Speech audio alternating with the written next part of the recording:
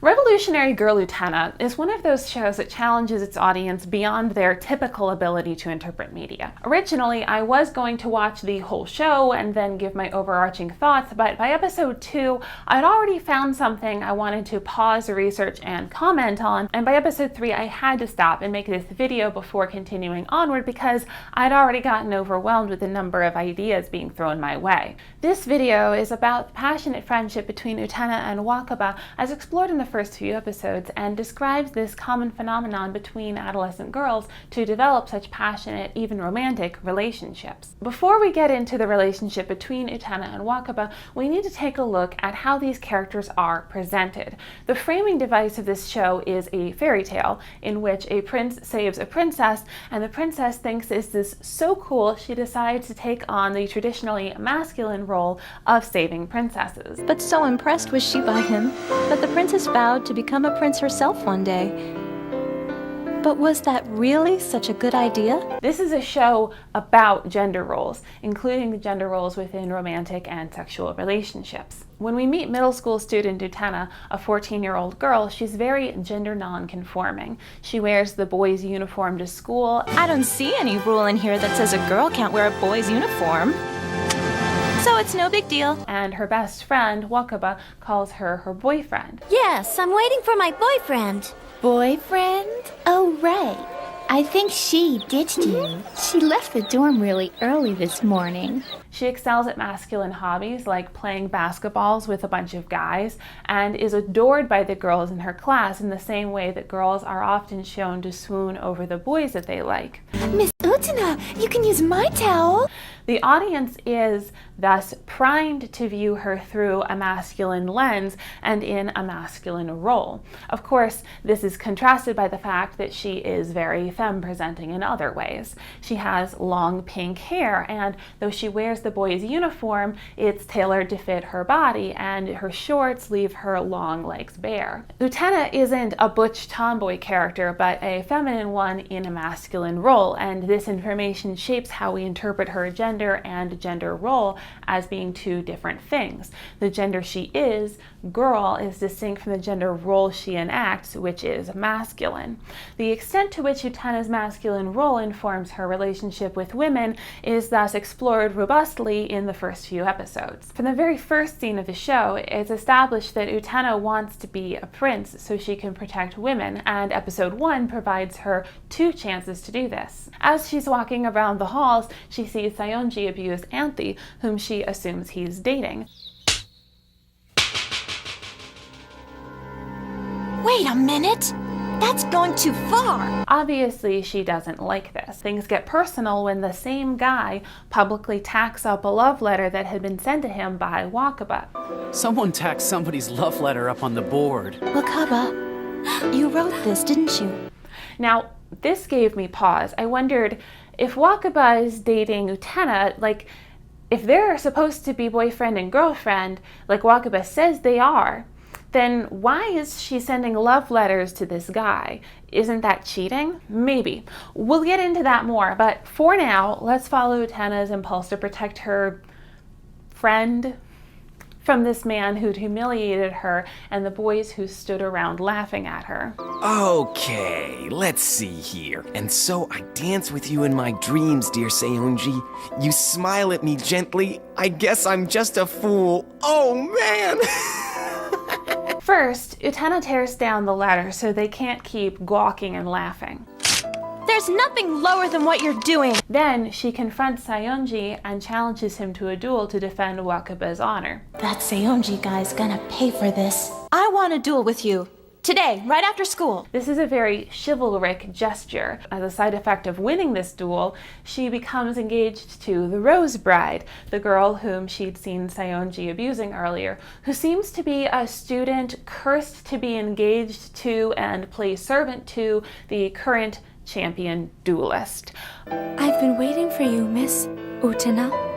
From this day forward, I belong to you. I'm the Rose Bride. I look forward to seeing whether that ever gets explained. So, 2 in 1, Utena saves these girls, both of whom are grateful. Anthy, the Rose Bride, moves in with her, and Wakaba is physically all over her and declares that Utena's the love of her life and that she's done with men. I told you you were my true love. Utena, Utena, Utena. I belong to you. Speaking of which, it's interesting to me that in this show that's preoccupied with gender, Utena doesn't just save these girls, but that she saves them from men. What's wrong? It was tacked up. Real men wouldn't stand around gawking at it. The main problem player is physically abusive to Anthe and emotionally abusive to both Anthe and Wakaba. I thought it would be nice to give everyone a laugh. The other guys were all happy to stand around and laugh at Wakaba. Oh, man! The sense of narrative relief comes from the resolution, oh good, she's been liberated from this horrible man. I find this very curious in a show that openly celebrates a girl cultivating in herself what she sees as the positive aspects of masculinity. This isn't an anti-masculinity show from what I've seen so far, but one that's critical of abusive power, such as the power of men over women. I'm looking forward to seeing where this goes in the future. So, Utena's won the sword fight and got the girl, right? Well, the thing is, she doesn't want the girls. She's actually really uncomfortable with the way Anthe's serving her. When she walks into their dorm, she says that she wished that she'd helped clean. You've really cleaned this place up. Sorry you had to do it all yourself, Anthe. When Wakaba says that she's done with boys and that Utena is her true love, Utena asks her to stop calling her her boyfriend. Please calm down. Enough with the mushy true love stuff. Because their relationship isn't real and because she's just like the other girls deep down. Look, despite appearances, I'm a totally normal girl. I don't want a bride. All I want is a totally normal boy. I want to dive into this relationship between Wakaba and Utena a bit further. These girls are 14, which means they are at an age when many girls, straight and queer alike, often develop what Lisa Diamond refers to as passionate friendships. If you'd like to read her paper, Having a Girlfriend Without Knowing It, I will leave a link in the description below. Essentially, what she found is that adolescent girls often form deeply passionate relationships with one another that are hard to categorize as either a romantic relationship or as a friend relationship because they borrow from both social scripts. They're often physical in nature. For example, girls may sit in each other's laps and sleep in the same bed, but don't often involve much sexual contact. They're also very emotionally resonant, more like a relationship than a friendship. For example, going to different colleges can feel like a real breakup. One of them getting a boyfriend, or even voicing a desire to have a boyfriend, I'm sure, would feel like a deep betrayal to the other. And since we don't have a real social script to understand these friendships, might lead to confusion over why they feel this way. Returning now to Utena, we see that her relationship with Wakaba has a lot of hallmarks of this adolescent passionate friendship Lisa Diamond describes. They're physical with one another. Wakaba jumps on Utena. Utena! Wakaba, you're heavy! And Utena gives her piggyback rides. Wakaba laments that they won't be in the same dorm as each other. To think that best friends like us got assigned separate rooms. God can be so cruel. She even calls Utena her boyfriend, but she's pushing it with that label. She doesn't actually think of Utena as a real partner. We know this because she treats her crush on Seonji as categorically distinct from her relationship with Utena. If she was really dating Utena, why would she be writing love letters to someone else? Moreover, if she was really dating Utena, why would she expect Utena to take her back after unceremoniously breaking up or publicly cheating or whatever you want to call what she did? It's not a real relationship because she herself doesn't take it seriously. She likes having this special relationship with Utena, but is already making plans for a more serious relationship. This experience of being broken up with and being shown Wakaba's priorities changes Utena. Because of this, she, unlike Wakaba, can't simply go back to being the boyfriend. The bubble is burst and you can see a subtle but real shift in how she treats Wakaba after this. When Wakaba jumps on her, she tells her that this is dangerous. Utena! Utena! Utena! Utena, my love! You? are going to be the death of me. When Wakaba calls her boyfriend, she rejects her, telling her she is not interested in her that way. Wakaba, please calm down. Whether she's interested in women and just doesn't know it because she's 14, or whether she's not interested in being used and discarded by somebody isn't clear yet, but her relationship with Wakaba, as it has been, is over. Losing this kind of bond is very emotionally difficult, and it takes a lot of maturity and strength to recognize the loss and mourn the loss without giving up on the friendship in total. We'll have to see in time where this relationship goes. When I first saw the fallout between Utena and Wakaba, I blurted out, "emotional support lesbian," which is what I, as an adult, see in these behaviors. As people grow out of adolescence, their relationship styles are supposed to mature too, but some people don't change. If Utena and Wakaba were 25, I'd say that this is a really unhealthy relationship between one lesbian who loved her best friend and a straight girl who likes it that she can string her best friend along and get boyfriend benefits while also being able to assert that she is not interested in her like that.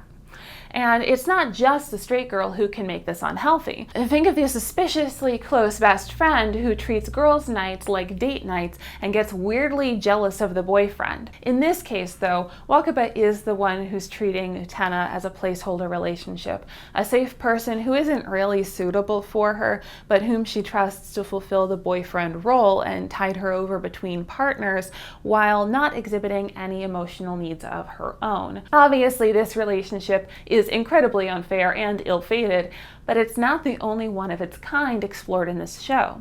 Episode 3 also explores an unfair, ill-fated relationship built on jealousy. Nanami is a generic villain girl. She exists to cause drama and humiliate the main characters. She's ridiculously evil and does things like provide Anthy with a dress that dissolves in water and then have a waiter spray her with champagne. That's diabolical.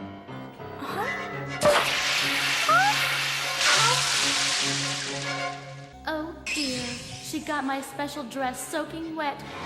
And look what's happening. In her one-woman mission to sow destruction and chaos, she gets in the way of her own brother flirting with Utena, and it reads like she's his jealous lover, which is weird and kind of incestuous. By the way, who is that girl dancing with Anthy Himamiya? Utena Tenju. Utena Tenju? Yes, isn't she great? Still, it's a shame she took off that beautiful dress I sent to her. My big brother gave a dress to her? The reason I bring it up here is because that's a really strong parallel emotionally between a straight girl wanting to have a romantic friendship with a gal pal, which can never be anything more, and a sister wanting to be the most special girl in her brother's life. The inclusion of this character dynamic could be understood to serve the function of bolstering the theme of trying to find pseudo-romantic emotional fulfillment in places that would be inappropriate to find the real thing, such as a person of the wrong gender for you, and as in the love between two friends or two siblings. These immature, non-starter impulses serve to push Utena and Anthy together, romantically and narratively. Utena naturally pulls away from the friend who betrays her, while her potential male love interest is kept at bay by his own sister. And there we have it, the long-awaited Utena debut. As I said in the beginning, I wrote these first few videos as I watched the show, when I saw something I really needed to comment on and couldn't wait till I'd seen everything. The next few also fall into this category, but now that I've finished the series, I can start working on whole series analyses too.